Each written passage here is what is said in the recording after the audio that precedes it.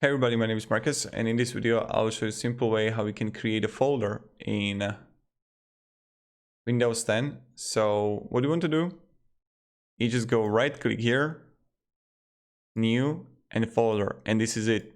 So new folder, and then you can simply change the name, changing here, and you just open it and you can create another folder in it, and in this folder you can create another folder, and voila, this is how we do it. And this is how we create folders in Windows 10.